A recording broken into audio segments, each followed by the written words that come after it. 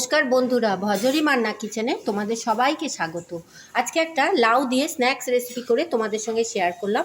চলো কি কি উপকরণ লাগলো আর কিভাবে বানালাম আমরা দেখে নিই। সবার প্রথমে আমি একটা আলুর পুর বানিয়ে নেব।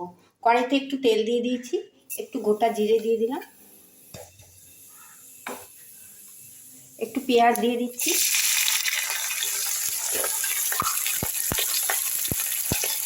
একটু কাঁচা লঙ্কা দিয়ে দিচ্ছি, লাল সবুজ কাঁচা লঙ্কা।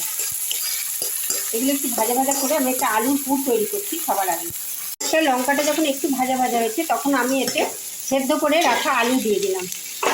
আলুকে সেদ্ধ করে আমি রেখেছি, সেই আলুটা আমি এর সঙ্গে একটু মিশিয়ে নিচ্ছি।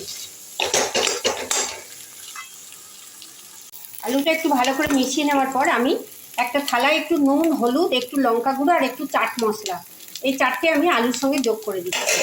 দিয়ে আমি আবার একটু ভাজা ভাজা করে নিচ্ছি। চাট মশলার গন্ধটা এই পুরটাই খুব ভালো লাগে। একটু নাড়াচাড়া করে আরও কিছুক্ষণ আমি আলুর পুরটা ভেজে নিচ্ছি। আরও 2 মিনিট আমি আলুর পুরটাকে ভালো করে তেলের মধ্যে কড়াইতে নেড়ে চেড়ে একটা আলুর মণ্ড বানিয়ে এই পুরটা আমি পরে আমার রান্নায় ব্যবহার করছি। এটাকে এবার আমি একটা প্লেটে তুলে নিচ্ছি। আলুর পুরটার মধ্যে আমি একটু ধনেপাতা কুচিও অ্যাড করে দিচ্ছি, তাহলে পুরটা খেতে ভালো হয়। ধনেপাতা কুচি অ্যাড করে দিলাম। আমার আলুর পুরটা ফার্স্ট স্টেপ, আমার আলুর পুরটা তৈরি রেডি। এটাকে আমি একটা প্লেটে এবার তুলে নিচ্ছি। আলুর পুরটা আমি কড়াই থেকে তুলে নিয়েছি। এরপর এখানে একটা লাউ নিয়েছি, সরু লম্বা একটা লাউ নিয়েছি। এরপর আমি লাউটাকে নিয়ে নিয়েছি। লাউটাকে একটা ছুরির সাহায্যে আমি গোল গোল স্লাইস করে কেটে নেব। খুব কচি লাউতে এটা খুব ভালো হয়। এই রেসিপিটা তোমরা কচি লাউ দিয়ে করবে। এরকম পাতলা পাতলা করে স্লাইস করে কেটে নিতে হবে।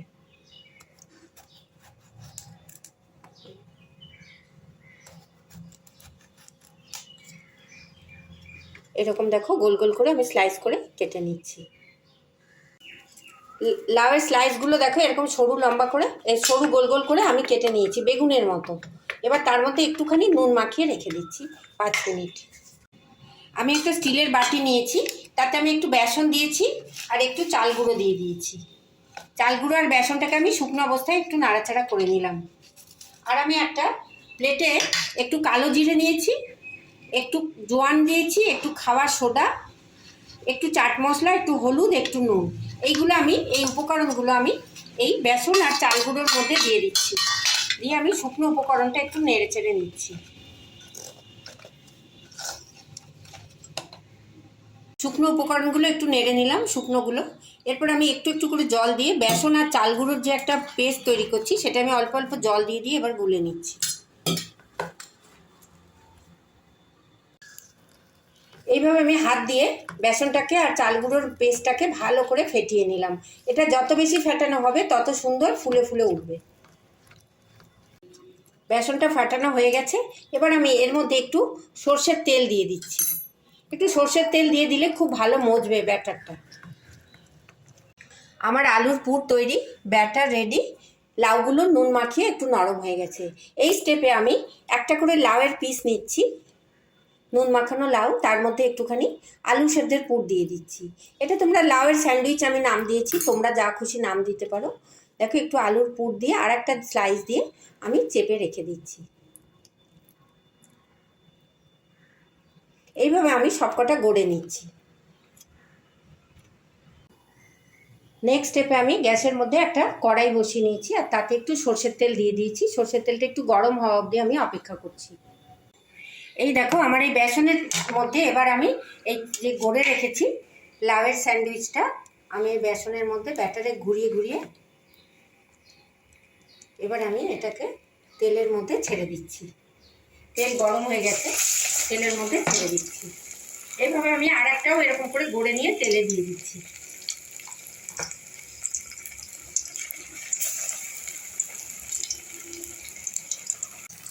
দেখো লাউয়ের স্যান্ডউইচটা বেসনের মধ্যে ডুবিয়ে আমি যখন কি সুন্দর ফুলে, খাওয়ার সোডা আছে তো একটু ফুলে ফুলে উঠেছে। এইভাবে আমি এটাকে উল্টে দিচ্ছি। এইভাবে লাউ দিয়ে আলু দিয়ে স্যান্ডউইচ বানিয়ে তোমরা খেয়ে দেখো, ডালের সঙ্গে এই ভাজাটা খেতে খুব ভালো লাগে। তোমরা এটা সন্ধ্যেবেলা চায়ের সঙ্গে স্ন্যাক্স হিসেবেও খেতে পারবে। দেখো বড়াগুলো খুব সুন্দর লাল লাল হয়ে আমি ভেজে নিচ্ছি এখন।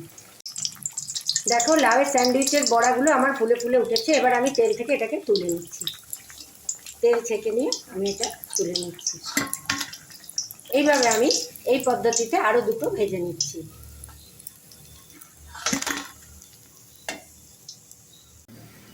আমি সবকটা স্যান্ডউইচই লাউয়ের তুলে নিলাম।